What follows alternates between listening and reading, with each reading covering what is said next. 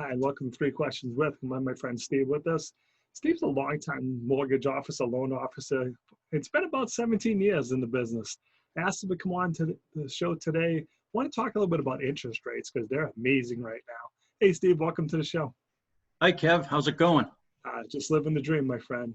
So we were talking a little bit before the show. It seems like every day I read the financial news and mortgage rates hit a new low. What's going on? Hey, listen, it's no question that they are great right now. It's a good time to take advantage of them. And there's a few factors at play. So right now, because of the coronavirus thing, the government has decided to do some MBS mortgage-backed security purchasing to try to spur on low rates. So that has helped. And it's just the overall economy in general. Yeah. And So I mean, the end result is fixed rate mortgages. Adjustable rates are really about the same as fixed. I haven't done an adjustable rate mortgage. I can't remember when I've done an adjustable rate mortgage because the fix is so low. Doesn't make any sense to do an adjustable rate.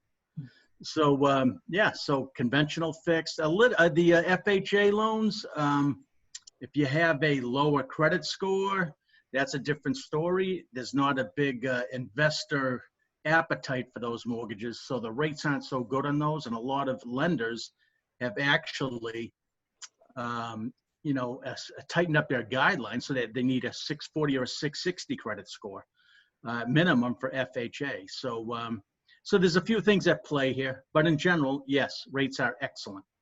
So Steve, this would seem to be an amazing time to also refinance.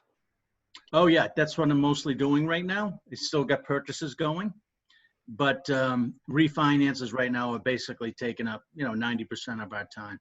Now, are you seeing people roll in other debt into it? Because it's, if you unfortunately maybe have a little credit card debt, seems to be a great way to kind of lock in that low rate now and clean up your credit. Yes, absolutely. And one thing people might not be familiar with and that they might want to keep in mind, if they have a lot of student loan debt, they could roll that in and without taking the cash out refinance hit. When you refinance cash out to pay off other debt, there's a hit. So the rate's a little bit worse, or the pricing's a little bit worse. Not if you're paying off student loans.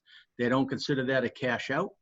So you can get the same low rate and pay off student debt. So you got student debt at like 8-10%, whatever it is. Sure.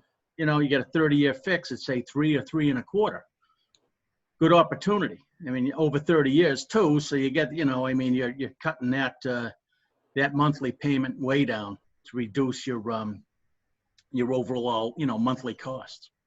That's amazing, Steve. I never even gave that a consideration, but really smart play, because what I'm seeing with some of my friends, especially just gotten out of school, that payment's really hurting them. They're like, their payment's so high, it's hurting me trying to find an apartment, get a car loan. So smart way to help alleviate some of that, right? Absolutely. Sure. Yeah. Something to consider for sure. So now, Steve, traditionally, way back, it was the rule of thumb was if you could drop your rate 1%, it made sense. Is that kind of outdated theory nowadays? When does it make sense? Like how much of a savings, is it 1%? Is it 2%? Should you look at before it really kind of makes sense to refinance? Well, it all depends on what you're doing. So, for example, I have clients that whenever they refinance, they always take a slightly higher rate and have the lender pay the closing costs. So they're not paying closing costs. So that way, if the market moves a little bit, like 1/4%, and they can save $50 or $75 without paying closing costs, Yep. They do it. Right. But if you're going to spend, if you're going to buy down a rate and spend, say, I don't know, $4,000 in closing costs, and the rates drop in a year, they probably have to drop, a significant amount because to take it, because you don't want to, almost like waste that $4,000 you spent on closing costs. Yeah. So, Steve, the last question, because we said 3, we're on like 5, chuckle. A lot of times when people are thinking about buying a home, they're like, oh, it's cheaper to rent, or Steve, 5 years ago, I wrote 2 bad checks. My credit's got to be bad. Doesn't it make sense to sit down with you and just look at the numbers to see if it does make sense to look for a home rather than just making a guess?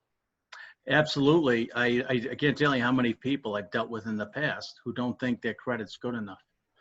And so what it's something that I have the ability to do, or have the resources to do, is if I run a credit check, I can do a credit analysis and find out a way to get their score up. So if they don't qualify, to get their score up so that they will qualify, or get their score even higher so they qualify for better terms.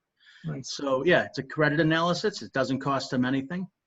And that's something that I do with many of my borrowers. So Steve, how can people reach out to you? How can they learn more, my friend? They could give me a call. I'm always available. My cell phone, 978-505-0245. Or they could text me or email me. My email address is srobidoux@lendmarkloans.com. Steve, really appreciate you taking a few minutes to jump in the show. And as always, thanks for being my friend. Yeah, thanks, Kev. Thanks for having me, and enjoy this nice weather.